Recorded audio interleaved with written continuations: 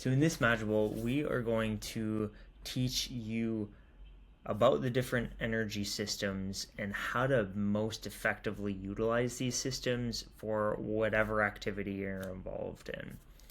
Let's go through the agenda real quick.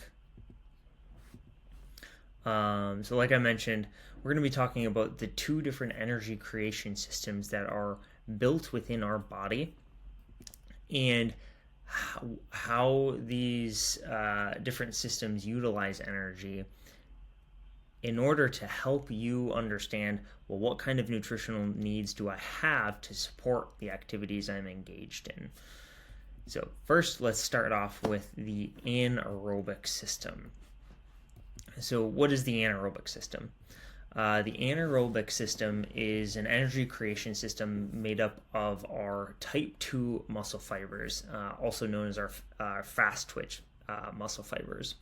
So these type of muscles are used in all sorts of activities where we have short bursts of energy, where you need a quick hit from your energy stores that really within this particular system, the glucose or the sugars are stored within the muscles themselves to be utilized.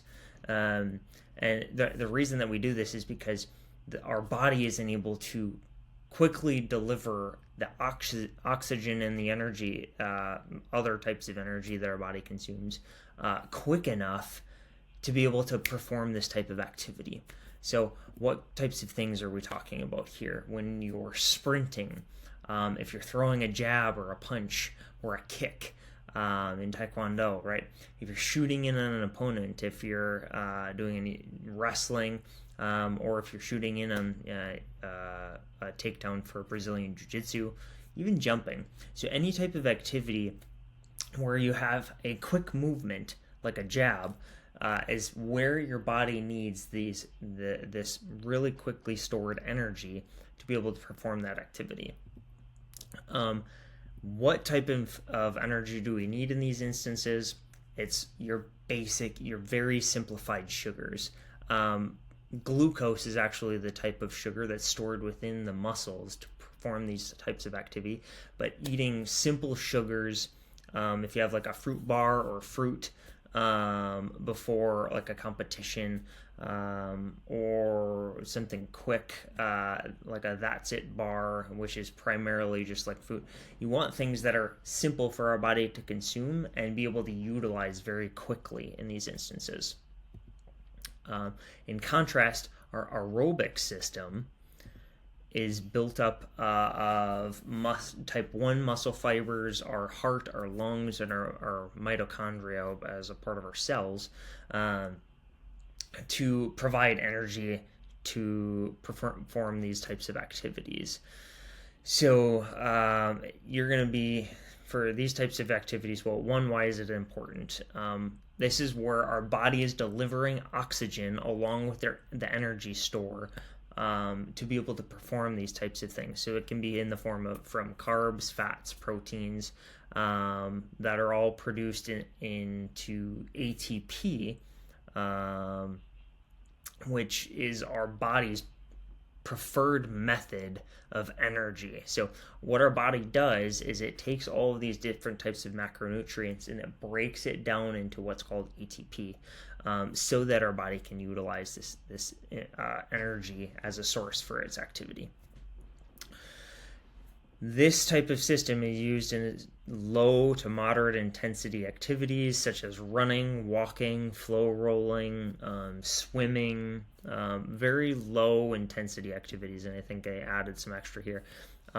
You're also going to require it in long matches and competitions. So if you've got like a 10-minute or a 15-20-minute match or a roll in a competition, you're going to need energy from your aerobic system to be able to sustain yourself through that entire time. Or if you're running, again, like a 5K or a marathon, your body's going to need energy from this system to be able to perform and complete the activity. So how you advantageously use this, You want snacks or meals containing carbs to get started, but then once your body kind of runs through its energy stores from your carbs, it starts to utilize fat.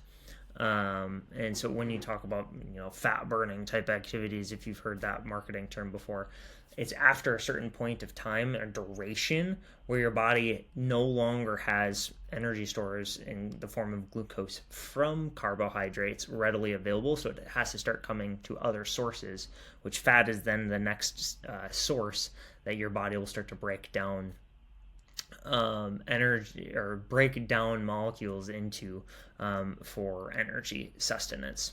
And then after these activities, to be able to recover and repair, you want to have adequate protein along with carbohydrates to resupply these energy stores.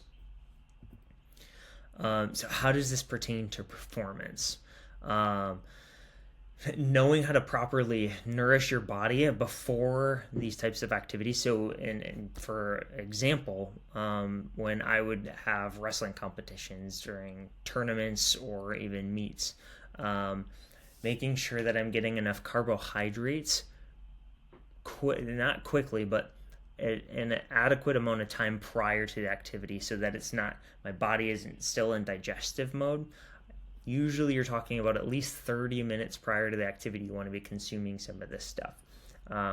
There's different methods in terms of how do you get the proper amount of these types of macronutrients. I mean, you've probably heard of carbo loading the night before, making sure you've got enough fats in your system prior.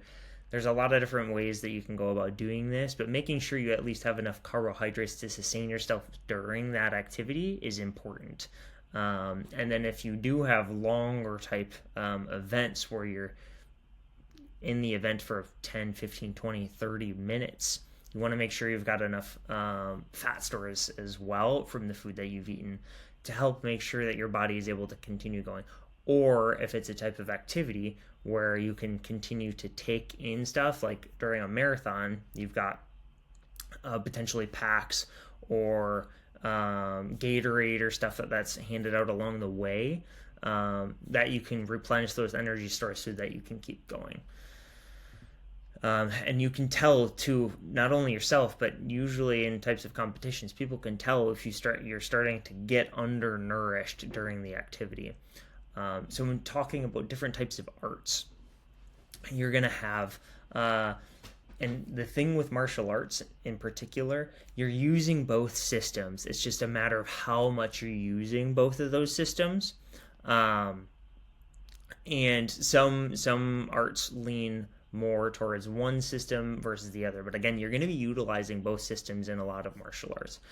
So when we're talking about aerobic, longer competitions for Brazilian Jiu-Jitsu, karate, taekwondo, capoeira, judo, where the matches can go on for a long time, you're going to be leaning more on an aerobic utilization system. And during, again, those strikes or quick movements, your body is using your anaerobic system. Arts that lean more towards your anaerobic system are going to be your boxing, your Muay Thai, wrestling, MMA, kickboxing as example, where you've got a lot of quick movements in. So I come from a wrestling background. A lot of your pivots and moves and shots and quick adjustments to move around and either put someone in like a cradle or doing a quick double leg, stuff like that, where you're constantly moving and you're having to put a lot of pressure on someone. You're using a lot more of your anaerobic system to perform those types of activities, even if your match is still going on for 2, 3, 4 minutes in duration. The other important thing is proper nutrition also helps with your cognitive function to make smart decisions during those activities as well. So that's why it's important to make sure you're getting the proper nutrients before these events and after these events to recover. So in summary, let's talk about, again, the things that we talked about. The anaerobic system, it's made up of your fast twitch muscles. It's quick energy stores for quick type movements. And your primary source of energy is glucose stored within your energy, so simple sugars.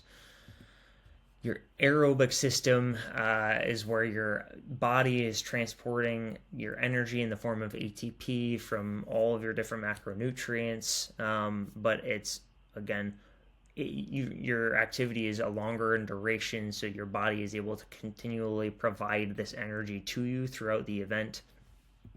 And making sure that you've got the proper nutrition prior to your event for optimal performance is always key. So knowing when you need to eat, how much of certain macronutrients you need to eat, carbs, fats, proteins, etc., is highly important. We'll get into some of that in some of the other modules, but I wanted you just to be aware that we need to be conscious of this stuff as it comes to our training sessions and performance. That's it for today. Your assignment is to take a minute to reflect what type of training activity you've got going on, either for a training session or an upcoming event, and plan out quickly, or not quickly, but plan out some sort of meal plan to help ensure that you're getting the optimal nutrition to support both of these systems during your event. Let's get after it, and we'll see you in the next module.